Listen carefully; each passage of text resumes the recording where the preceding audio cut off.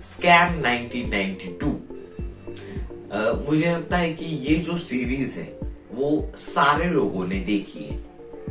तो इसमें किस तरह से हर्षद मेहता हमारे जो इंडियन गवर्नमेंट के जो रूल्स हैं उनमें लूप होल ढूंढ निकाल कर अपना खुद का इकोनॉमिक बेनिफिट कर लेता है, खुद का फायदा कर लेता है। तो ये चीजें स्कैम 1992 में दिखाई गई थी। तो रिसेंटली भी कुछ ऐसा ही स्कैम सामने आया है जो कि रिलेटेड है डोलो 650 मेडिसिन के साथ। तभी आपने न्यूज में देखा होगा कि डोलो 650 मेडिसिन काफी आजकल न्यूज में दिखाई जा रही है। तो इसे हम ये भी कह सकते हैं कि ये जो स्कैम हुआ था वो हुआ था कोरोना के टाइम पीरियड में। तो स्कैम 1992 के बाद अगला जो स्कैम हुआ मेडिकल फील्ड में वो था स्कैम 2020। तो इसी डोलो 650 के बारे में जो न्यूज में बातें चल रही है तो वही बातें मैं आपके साथ शेयर करने वाला हूँ। So hey welcome viewer, this is Rishikesh Kurade and you are watching pharma boy YouTube channel. And without wasting your time, let's start the video.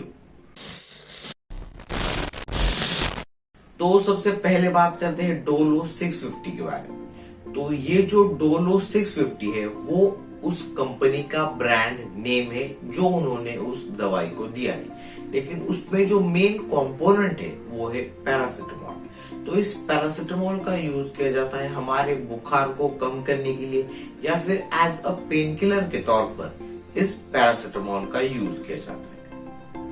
तो डोलो 650 ये उस पर्टिकुलर दवाई का ब्रांड नेम है। और दूसरी कंपनियां भी पैरासिटामोल की दवाइयां बनाती है तो उनका नाम अलग होता है। और 650 ये बताता है कि उसकी मेडिसिन की स्ट्रेंथ कितनी है। तो वैसे तो पैरासिटामोल 250 mg, 500 mg और उससे भी ज्यादा स्ट्रेंथ मिलता है, लेकिन ये कंपनी 650 मतलब 650 mg की पैरासिटामोल की टैबलेट बनाते हैं। तो इसी चीज की वजह से उनकी ये कंट्रोवर्सी अभी रिसेंटली हुई है। और हाँ, एक बात और कि ये जो कंट्रोवर्सी है वो उस दवा से रिलेटेड नहीं है, बल्कि उन्होंने रूल्स एंड रेगुलेशन को इस तरह से ब्रेक किया है तो उसके बारे में। ये जो दवाई है वो अच्छी है, वो यूज भी की जा सकती है, लेकिन उन्होंने रूल्स एंड रेगुलेशंस को ब्रेक करके किस तरह से सारी गलत चीजें की उसके ऊपर ये कंट्रोवर्सी है। और साथ ही साथ यहाँ पर इस भी चीज पर उंगली उठाई जा रही है कि हमारे हेल्थ से रिलेटेड जो भी रूल्स एंड रेगुलेशंस है वो इंडियन गवर्नमेंट के रूल्स कितने ज्यादा खराब है तो उन्हें भी ठीक करना जरूरी है। तो इसी के बारे में ये पूरी कंट्रोवर्सी हुई है। इंडिया में अगर कोई भी दवाई बन रही है तो उसकी जो प्राइस है वो डिसाइड करती है एक सेंट्रल अथॉरिटी जिसे कहा जाता है NPPA, that is national pharmaceutical pricing authority. तो यहाँ पर सारी दवाइयों की प्राइस ये एजेंसी डिसाइड करती है और ये जो सेंट्रल बॉडी है वो डिसाइड करती है। तो यहाँ पर एक लूपहोल उन्होंने इस डोलो 650 वालों ने ढूंढ निकाला।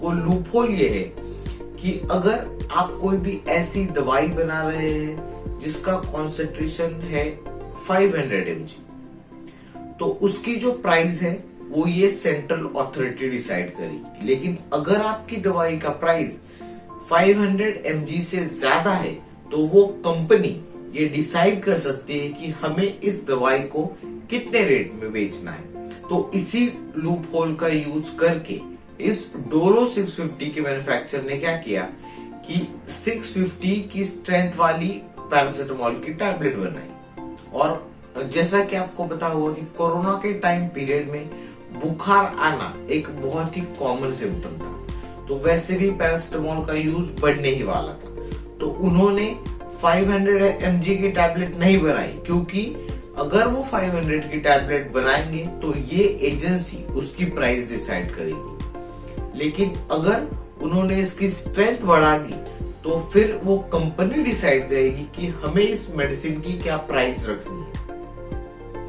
तो इस तरह से उन्होंने रूल्स एंड रेगुलेशंस के लूप होल का यूज निकालकर डॉक्टर्स को 1000 करोड़ रुपए दिए ताकि वो इस मेडिसिन को ज्यादा से ज्यादा प्रिस्क्राइब कर सके। मतलब जितने ज्यादा प्रिस्क्रिप्शन होंगे उतना ज्यादा कंपनी का फायदा होगा। तो अब आप कहेंगे कि इसमें मतलब मेरा इसमें क्या लॉस हुआ? तो इसमें किसी और का नहीं बल्कि हम जैसे कॉमन लोगों का ही लॉस हुआ है, क्योंकि यहाँ पर हमारी ही पैसों की लूट हुई है। क्योंकि गवर्नमेंट के रॉन्ग रूल्स एंड रेगुलेशंस की वजह से जो कॉमन लोग हैं उनका पैसा इस कंपनी ने खा लिया, ऐसा हम कह सकते हैं। क्योंकि मैंने क्या कहा कि 500 mg की अगर टैबलेट बनाई तो एनपीपीए उसकी प्राइस डिसाइड करेगी, और अगर 500 से ज्यादा है तो कंपनी डिसाइड करेगी। तो उस कंपनी ने 500 के बजाय 650 की mg की टैबलेट बनाई और उसे ज्यादा प्राइस में बेचा और हमें लूट लिया। तो यही चीज है जिसकी वजह से ये डोलो 650 के मैन्युफैक्चरर्स के अराउंड ये कंट्रोवर्सी क्रिएट हुई है और इसीलिए ये न्यूज में दिखाया जा रहा है। तो आज की वीडियो के लिए बस इतना ही। फिर मिलते हैं एक से एक नई वीडियो में। Till then keep watching pharma boy and finally thanks for watching.